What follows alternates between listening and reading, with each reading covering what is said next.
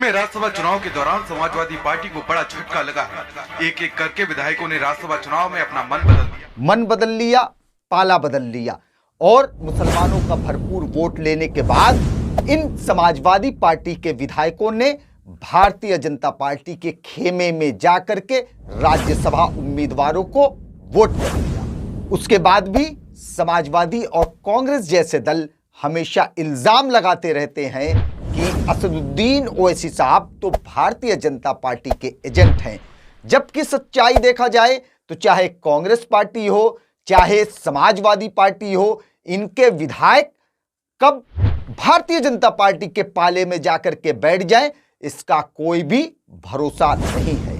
उत्तर प्रदेश में 10 राज्यसभा सीटों के इलेक्शन मुकम्मल हो चुके हैं।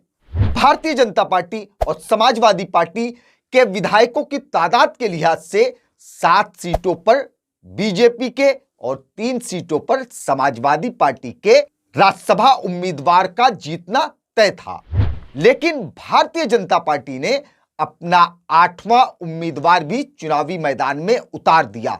उसके बाद ही ये कयास लगाने शुरू हो गए थे कि भारतीय जनता पार्टी समाजवादी पार्टी के विधायकों को तोड़ सकती है।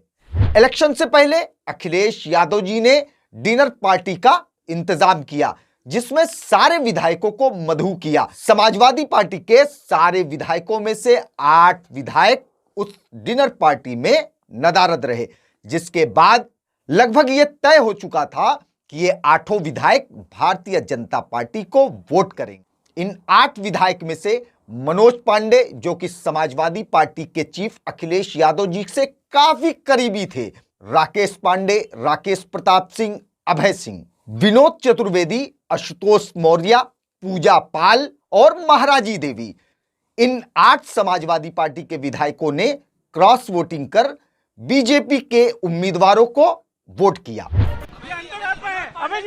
और जन जन में राम, कड़कड़ में राम, आप में भी राम, सब में राम। और इसी के साथ साथ आप लोगों को याद दिलाना चाहेंगे कि पिछले साल महाराष्ट्र में राज्यसभा के चुनाव हुए। महाराष्ट्र में एआईएमआईएम के 2 विधायक हैं।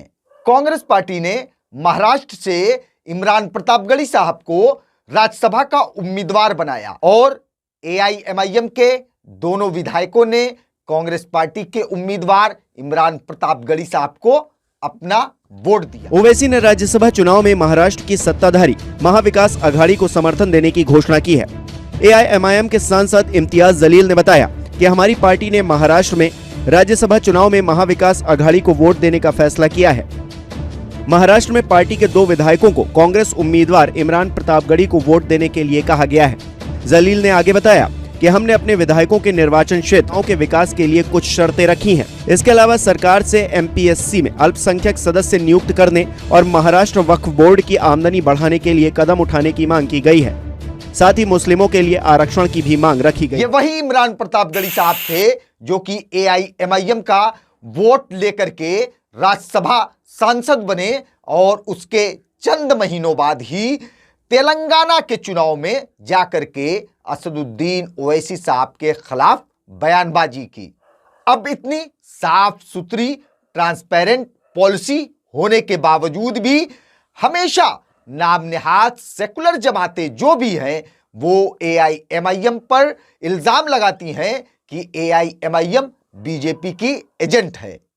मैं तो कांग्रेस पार्टी और समाजवादी जैसे तमाम नाम नेहात सेकुलर दल के मुस्लिम लीडरों से कहना चाहूंगा कि कहीं ना कहीं आप अपनी पार्टी से वफादारी के चक्कर में कौम के साथ नाइंसाफी कर रहे हैं। और मैं उत्तर प्रदेश क्या देश के मुसलमानों से यह कहना चाहूंगा कि देखिए, अगर आप अपना वोट देश की किसी भी पार्टी को दे रहे हैं और भारतीय जनता पार्टी को रोकने के नाम पर दे रहे हैं तो यकीन जानिएगा कि आज नहीं कल आपका वोट वो भारतीय जनता पार्टी में जाकर के मिल जाएगा।